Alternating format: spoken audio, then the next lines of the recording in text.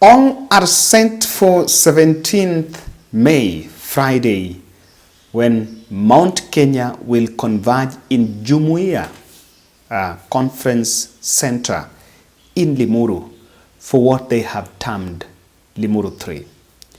Ladies and gentlemen, much have been said, the daggers are drawn, and opinions are divided in the mountain on who is behind Limuru 3 and what exactly will Limuru 3 achieve.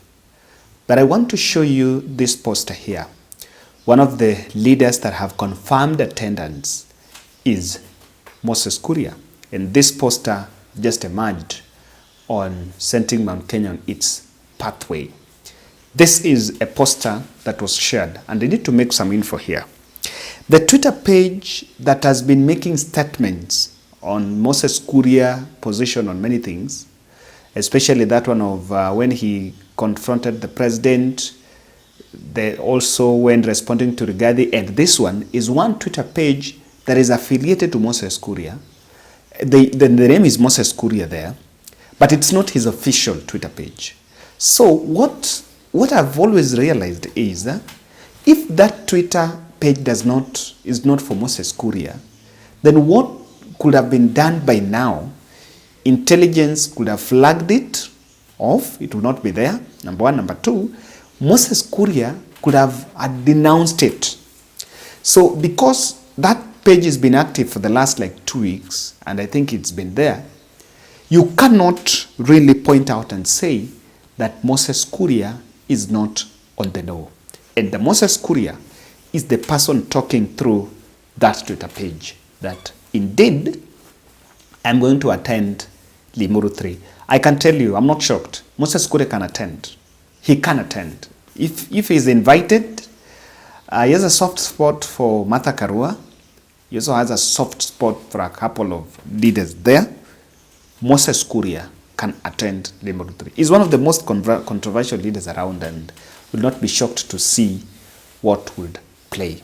However, the other development that is also close to this is the interview that was done yesterday, where some leaders, former MP from Limuru, and amongst others, when they were asked, and also Council of Elders, they did an interview, and when they were asked about the Limuru 3, they created the tone of disgruntled UDA members or disgruntled members of the community from Mount Kenya would find solace in joining Limuru 3. I want to play that video because it pointed out an angle. It created a narrative, a reason that is emerging on why Limuru 3 cannot be wished away. We are not here to talk about any one person. We've talked about leadership generally. We did not give any exception. That is the answer to that. Whether we expect that there will be any people, any disruptors, we have just given a caution generally. And that's it. Less is more. Less is more. Less is more. Mimi ni Steven Dicho na mimi ni former MP wa Juja. Hata 2027 ni sisi tutadetermine ni nani atakuwa president, na hakuna mtu atatusuia. Tukisema mlima ikisema imesema, mlima imesema ni Ruto ambaye sio wa mlima na ikawa. Sasa mtu mwingine anaweza kutuambia tusiseme. Naona waheshimiwa wengine kama Ichungwa akisema ati atafuruka mkutano wa Limuru. Mkutano wa Limuru ni wa watu wote wa Mount Kenya, adhubutu ili atujue sisi. Kama vile hawa wazee wamesema, hii mambo ilianzishwa na baba zetu na babu zetu walipoanza Mau. Na sisi ni watoto wa Mau. Sasa wazee walituazia kupigana, tunaweza tishwa na mtu. Watu wale wanapanga hii Limuru 3 ni kutoka vyama 31, lakini ni 32. Kwa sababu hata kama mimi sio kiongozi wa chama yangu, mimi ni member wa UDA. Na nimekuja hapa kama UDA member ambaye watu wa UDA tumekasirika pamoja na watu wa vyama hivyo vingine, na tumekuja kuungana na wao katika muungano wa Limuru ya 3 na kusema ya kwamba hatujadirika kwa sababu ya vile uongozi upo. It was to endorse them in their objectives and in their aspirations and in whatever they have planned to do. So we are saying, we, the community elders, being the Kikuyu Council of Elders and intermediators of our community affairs, we hereby endorse Limuru 3 with all its intentions. Number 2, we want to say that a lot of fear has been expressed or intimidation to the organizers and to anyone who intends to attend. I can assure you here that according to the Constitution of Kenya, we are guaranteed the right of association and we can associate in any manner that we want. And we are claiming that right now. Our community has a right to determine and to say how they want to be governed. And in Limuru 3, we are going exactly to say how we want to be governed. Number 3, we feel that we have been assaulted in terms of what we know best, trading and business. I think all the measures that have been taken to initiate new taxes is a way of finishing our ability to survive in business. And now we are saying this must come to an end and we must have our say. Even in taxation, you cannot be taxed by force. So in Limuru 3, we are going to express our views and we are saying from now onwards we are going to determine our future, both in investment, in political path, and in everything that the mountain decides, the route it decides to take in the future. Mimi naitwa James Nene, ni katibu mkuu wa chama cha wazee wa Kikuyu KCE ama Kikuyu Council of Elders katika eneo la Mount Kenya region. Maana kuna mgawanyiko mkubwa ambao umekuwako na kuunganisha jamii za kutoka Wameru, Waembu na Wakikuyu wote ambao wako hapa katikati. Tena ya pili ni ya kwamba kuna jeraha katika jamii, kuna jeraha ambazo ziko na ambazo zililetwa, jeraha za kisiasa ambazo zililetwa na elections za 2022. Wanataka kurudisha hizo nyuma, wapange ni namna gani watu wanaweza kuelekea mbele kama kitu kimoja. Kuwe ya kwamba hakuna mtu wa chama kingine, hakuna wa Jubilee, hakuna wa UDA, hakuna wa chama kile kingine. Hayo ndio wametuambia wanataka kuunganisha watu wote wa Kenya kwa kisiasa. Martha Karua and Jeremiah Kioni have set their target clear, that they have invited all members of Kikuyu community, and it's not yet confirmed whether they made formal attempt to write formal letters to some senior members of the community, maybe if it's former President Uhuru Kenyatta, or if it is regarding Gachagua or who and who. That has not been made clear. They have not, and when they are asked about that question, they are saying, we have invited everyone in that meeting. I'm seeing a very long shot. Regarding Gachagua, remotely is supporting Limuru 3. He cannot just come out clearly, but he knows that Limuru 3 has the blessings of Kenyatta family. And because Limuru 3 has the blessings of Kenyatta family, whereas he might not be in part of the planning, might not be appearing there, but will support that Limuru 3 because there is a point of convergence on what he was saying about one man, one shilling, one vote. Himself, he feels shortchanged. Rigathi himself feels shortchanged. And there is a very clear point that Limuru 3 is not just a hearsay there.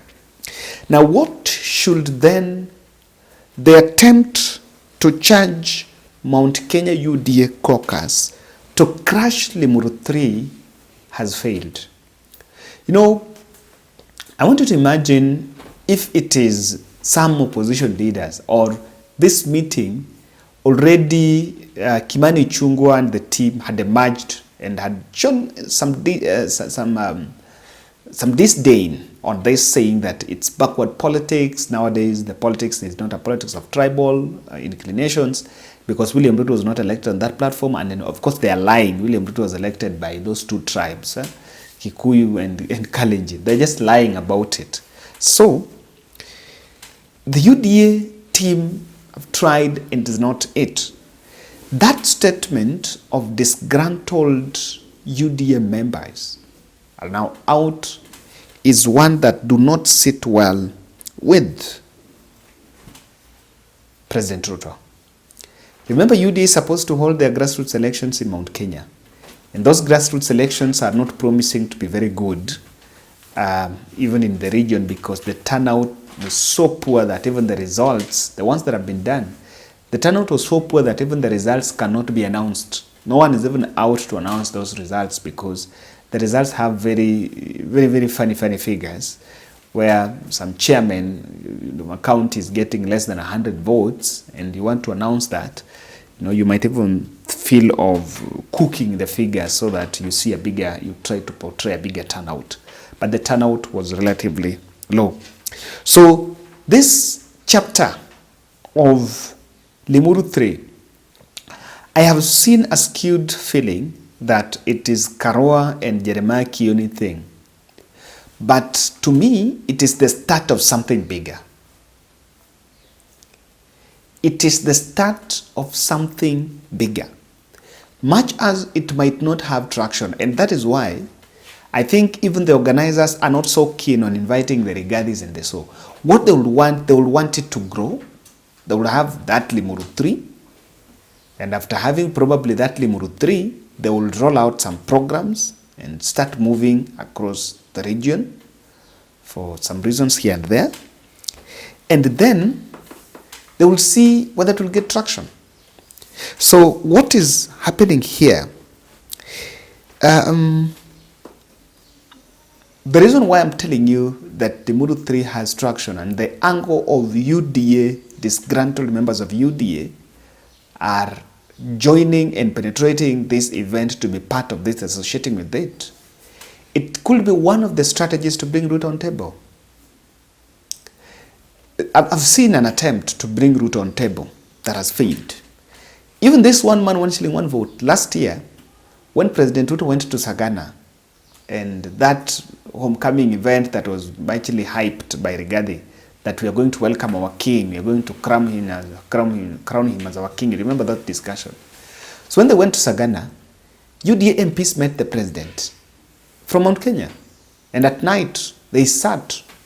Then, because the Ruto team had already got intel that one of the things that those MPs wanted to push was one man, one shilling, one vote, David Ndii was used. He came with paper, with the strategists, the economic strategies, and was convincing those members why they need to drop one man, one shilling, one vote, because it's not going to favor them either. So, however, one thing why the Rigathis would actually want this Limuru 3 to thrive is because when it shakes Mount Kenya a bit, it will bring Ruto back to the table. And Ruto will then want the team, try to find a split team, a splinter team from Mount Kenya that can neutralize the effect of Limuru 3 conference. And that is why I'm seeing that those disgruntled members that are showing some disdain on this are doing a very good favor to the mountain so that the questions can be raised. Number 3, it borders the return of Uhuru Kenyatta. And because it borders the return of Uhuru Kenyatta. I've said, and I saw most of our viewers saying, you know, Martha Karua and Jeremiah Kioni have said that Uhuru is not involved in this, is not behind it. You know, you're like, we are in this country. Jeremiah Kioni is the Secretary General of Jubilee Party. Jeremiah Kioni cannot use his money from his pocket to organize this event. Martha Karua's political party of NARC Kenya did not even qualify for political parties fund and do not even have enough money as a party to fund this project. So for this Limuru 3 project to be funded, it has a deeper pocket. And of course, if it was to be funded outside the political circles of Jubilee Party, then one thing you have to agree on, then you will not be seeing Jeremiah Kioni there. Because by the mere presence of Jeremiah Kioni leading it, it tells you that Jubilee Party is fully involved in this. And then, who is the leader of Jubilee Party? It's not any person. The person who is the patron of Jubilee Party is former President Uhuru Muigai Kenyatta. Now, even this Rigathi and the team know very well, they can get the intel that those who are really covering the bills, those who are behind Limuru 3 is Uhuru Kenyatta. And will you want to antagonize Uhuru Kenyatta again? Not again. Rigathi Gachagua have veered off from that antagonistic politics. And remember, even after Raila attacked Kenya Kwanza administration, people expected that Rigathi was going to handle that and was now starting ranting. He retreated and never spoke about it. So that is one of the political interpretations of return of Uhuru Kenyatta, and that is why with the return of Uhuru Kenyatta, those disgruntled members can coalesce around him. Number 3, Jeremiah Kioni and Karua on pushing Mount Kenya agenda is right in time because that has been dropped by those UDA leaders. The UDA leaders that were actually elected, they went there and became deal makers. They started making deals and now were not even able to speak on what Mount Kenya really needs. So ladies and gentlemen, that is my take, and I see the reason why UDA team are now decamping to support the Limuru 3 conference.